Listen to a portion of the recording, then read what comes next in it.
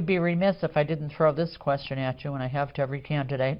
In this area particularly, there's a lot of interest in extending commuter rail into southern New Hampshire, going as far as Concord. Do you have any thoughts on that at this point? I definitely want to see the studies. I'm an advocate of alternative transportation sources if they're efficient, if we don't need to subsidize them significantly, if they're self-sustaining, and if they make sense. I mean, I think rail makes sense because of the environment, be less cars on the road. I think we can make it reasonable for people to use it in lieu of the increasing gas prices. I think it's a good alternative.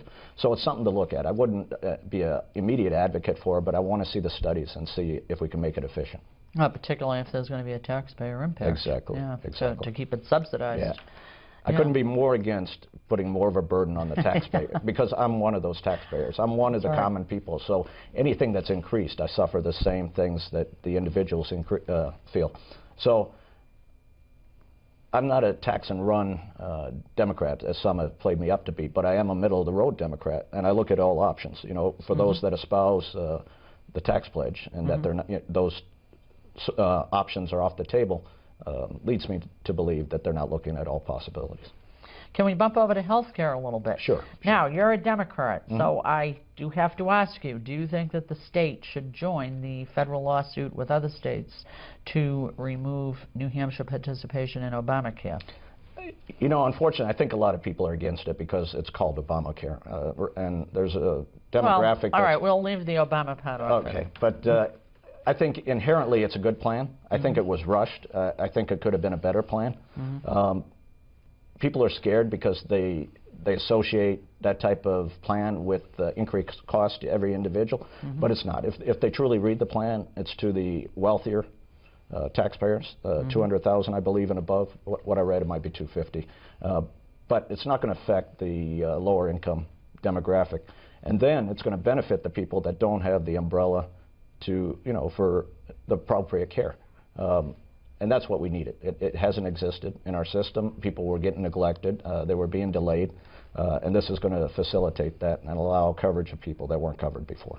Do you think it'll slow down health care delivery, as a lot of critics say that it will? I got a chance to experience Concord Hospital, and it's not a plug for Concord. I just happened to be there. They were very efficient in how they handled me. I didn't see delays there. I'm talking about if this is implemented. Yeah, you know, I did talk to exactly. people while I was there, and they talked about some of the lower income that benefit from some of the existing Medicaid and Medicare options. But except for a few people that were adamantly against it because it seems to be democratically driven, most of the people were fairly receptive to it because it did afford people that didn't have the right means an option to get in there and get the care they need, especially preventive care, which is so important to prevent cataclysmic events. Sure. So to answer your question, is it a good program? I think it's a good program. Could it be tweaked? Probably. Okay. Yep. All right. Now, let's just give a situation where if the Supreme Court were to strike it down, which I don't know if they will or they won't, none of us do, or maybe only portions of it, but if, you know, we return to the normal now, so to speak, do you think that there needs to be some regulation changes in New Hampshire that would allow more health insurers in the state, increase competition, that kind of thing? Oh, without question. Increased competition would lower rates, and I think we had an opportunity to discuss last time that 40% of America right now benefits from some federal health plan, state, municipal, or corporate health plan. So that's 60% of the people that have to pay the really exorbitant rates that they pay. And I've heard upward of $5,000 to $6,000 a year for a family, sometimes higher. So those prices are unreasonable. We need to make it more competitive. We need to get it out to everybody so everybody is protected. Okay. And I think I asked you this question our first go around. A related question, about a month ago, of course, we learned that there's been some fraud, that there's something like 11,000 cases of people from out of New Hampshire actually collecting New Hampshire Medicaid benefits and food stamps and all that kind of thing. Where do you come down on that? Do you think this is another big thing we need to address? We do. Fraud takes money away from every program, not just the health care program. You know, Social Security program, there's fraud in that. We need to have better and more efficient management of the systems, and probably the infrastructure, modern infrastructure, computers and databases to regulate and control that. Also the personnel to oversee the regulation and control of that. There needs to be. Millions of dollars are wasted every year in Medicare, Medicaid fraud, Social Security fraud, and if we are able to abate those, that's money that could be better used in other arenas, of course. Okay. Let's bump over to education. Sure. All right. What do you think about this whole No Child Left Behind that has obviously put a lot of new burdens on local educational systems? Every child has a right to education. Of course. And I like the fact that the state has passed legislation to make children go to school until they're 18, because we had a really terrible dropout rate there for a while. So that's corrected some of the problem. The legislature has to get engaged. We need to figure out how to fund it, because the current property, as I stated, the current property tax is abusive to property owners. So we need to look at a way to fund it. We need to keep some local control. We need a mesh of legislature engagement for the funding purpose, and then local control engaged for the local school execution. Do you think we need more local control?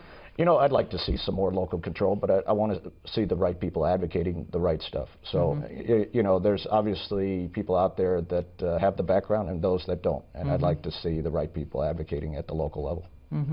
Yeah, the reason I asked about the No Child Left Behind, obviously, is because there are a lot of mandates now, and depending who you talk to, some people feel as though it's too much federal intrusion, too much federal government telling states what to do.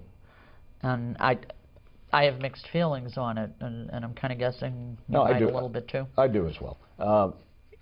I have no problem with the federal government giving us money to execute our programs, and I don't mind them giving us some prerequisites to benefit from those funds. But I don't like being told what we need to do, because every state is different, how they execute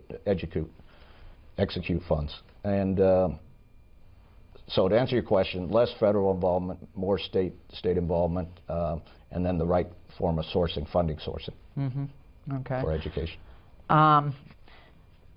There are so many issues, and I, as an interviewer, have been trying to pick the issues that probably most people will ask the candidates as they roam around the state. And when I read about the different candidates' backgrounds, I also try to pull out some of the things that they feel, especially passionate about. So I want to, kind of throw this at you for a minute and stop asking you questions and say that I'm sure you have some thoughts and some issues that are very important too that I haven't even talked to you about. Are there any that, come to the top of your mind that you feel are really critical to the state right now? Well, the most critical thing is getting the parties to work together.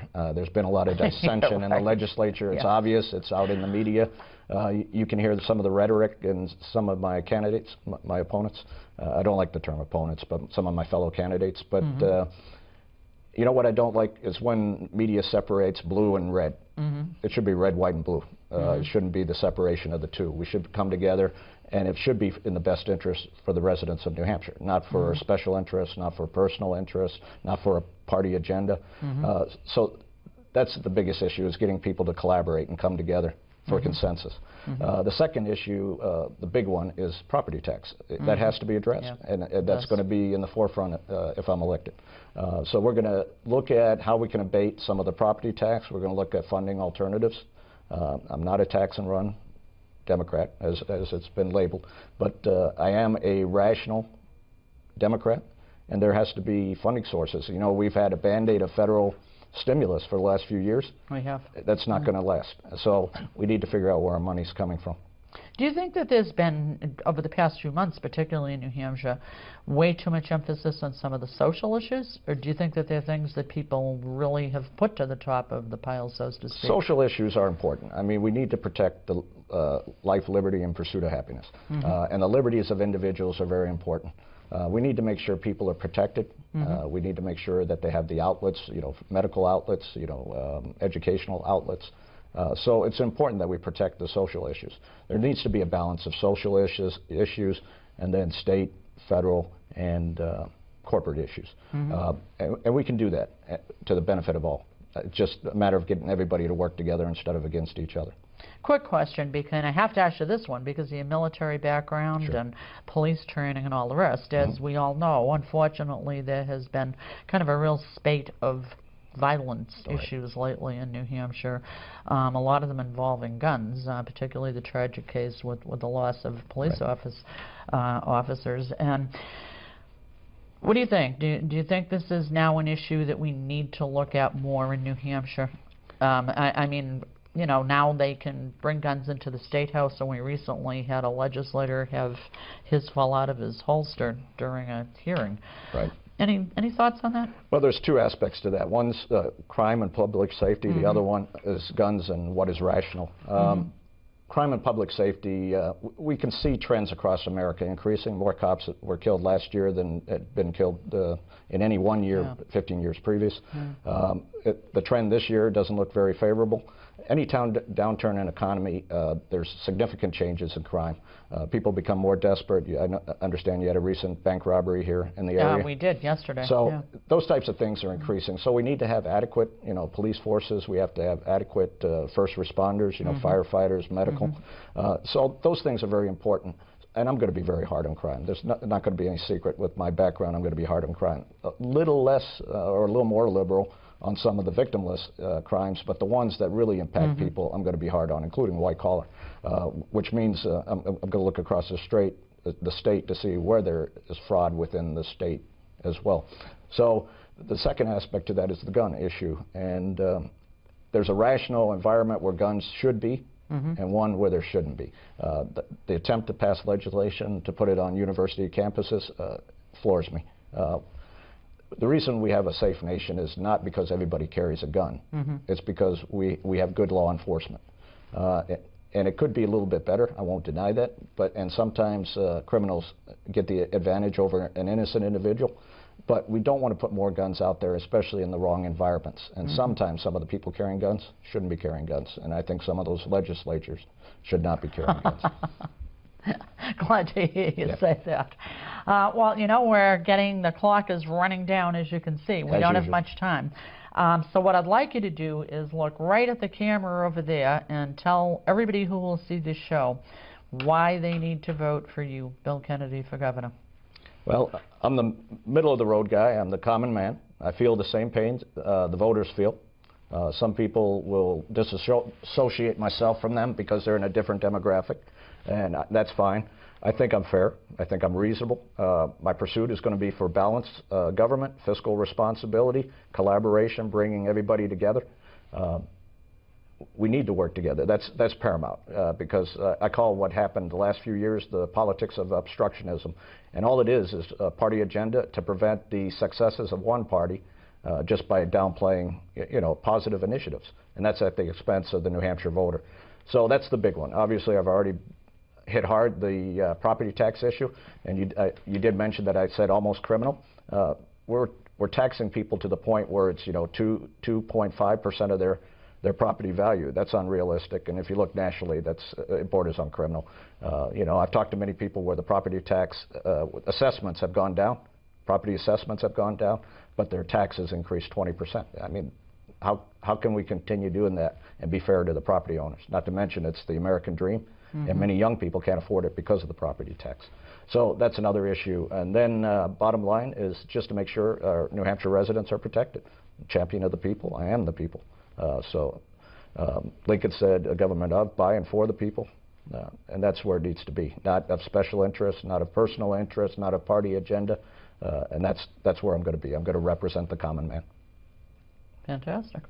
Well, we are almost out of time, so let me quickly ask you, can I get you to come back in as we're getting closer to the primary? Without question. I enjoy these dialogues. Well, that's great, and we would enjoy having you back again, and we